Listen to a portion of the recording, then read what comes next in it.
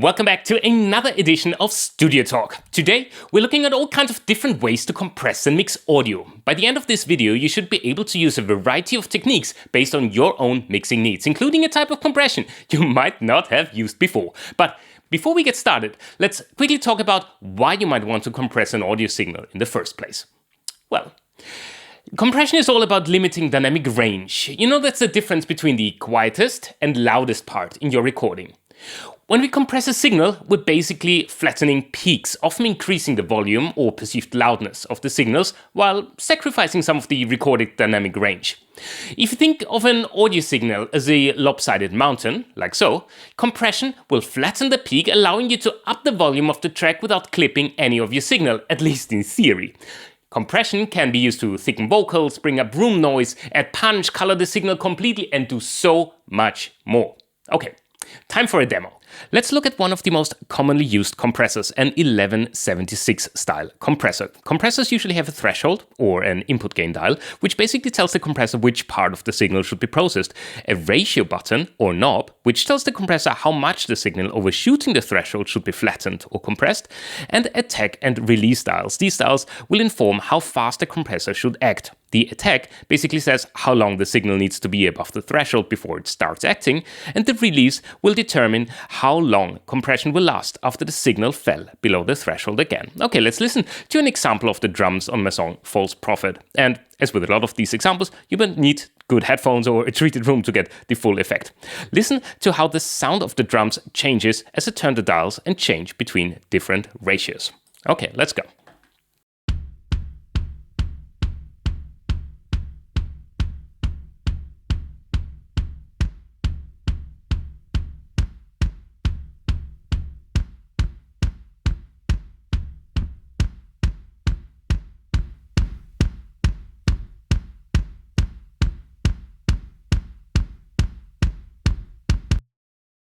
If you want to limit the dynamic range of drums, for example, you will want to set a slower attack, and remember that on an 1176 style compressor, fast attack and release is completely clockwise, so basically on number 7 right here, in order for the transient, the initial hit of the drum, to come through. If you were to set a slow or a very slow release actually, like so, the punch of the drums will be gone in no time. You can hear basically that the low end completely disappeared. Now that we know how normal compressors work, let's talk about limiters. A limiter is basically a compressor with an insanely high ratio. So basically, all it does is flatten the peak into a plateau. This can be useful in applications like mastering, but also for leveling drum overheads. Listen to these examples with and without limiting.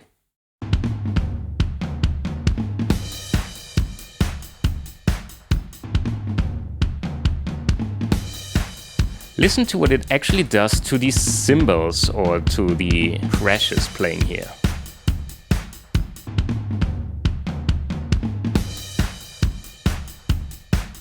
Like before the limiter, actually the crashes like really pop out, but with the limiter engaged, you can hear that the crashes are actually much more uniform with the remaining parts of the overheads.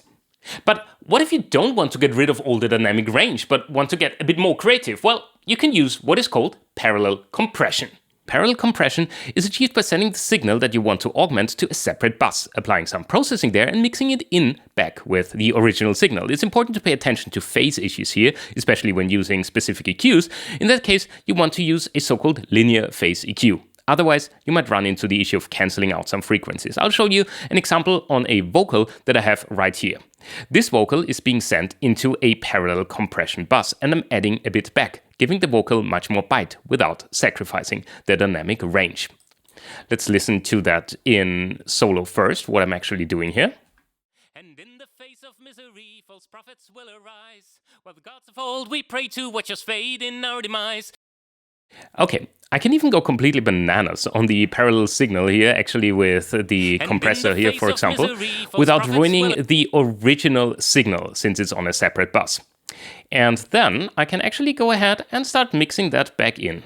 And in the face of misery, false prophets will arise. That's without that. While the gods of old we pray to, watch us fade in our demise. And here it comes in. Promises of brave new worlds to keep us safe and sound until the... And if your compressor has a wet-dry knob, it basically does parallel compression for you under the hood. Next up, a topic that I recently looked into much more. Upwards compression. Now, till now I've talked about downwards compression, which makes the peaks quieter so that you can raise the whole signal. The goal of upwards compression is to make quiet sounds louder and thus again reducing the dynamic range. There are some dedicated plugins that can achieve that for you, famously Waves MV2 for example, which I don't possess, but a similar effect can be recreated by using a compressor with a relatively high ratio and a very good amount of compression. This is an upcoming song of mine called We Are the Nerds. I'm using Sonox Dynamics here and focused on just processing the mids. And you can see that there's quite a bit of compression going on. If I play that. Another night, another game, another... And you can also see that I use all of that in parallel because it's on a separate bus called Vox Thick right here. This means I can add some of the lower frequencies back into the original signal, thickening it up. Another night, another game, another night, and you can... I can even add a very short reverb, like this one here, for example, to the signal. Another night, another game, another night, and you can paint giving everything a bit more character. And since I only worked on part of the frequency range here, this uses a multiband compression technique, which basically means it only works on a certain frequency range. Another very good example of multiband compressors is a de-esser, most commonly used to reduce harsh sounding S sounds from a signal. And you can basically set up your own without using a separate plugin, but it's certainly easier that way. A de-esser triggers on certain frequency peaks, and will then take a certain frequency range down. Max, the stats that matter, and as the light is slowly dimming, the horizon. This is multiband compression at its best. And there you go. Compression is such a critical part of mixing and mastering, and it requires you to train your ears in order to find out what needs compressing and how. Compression can be used in a musical or in a completely creative way, and at the end of the day, there are no hard rules what needs to be done how. As long as it sounds good and grooves as you intended to, you're doing a stellar job. And with that, see you again next time.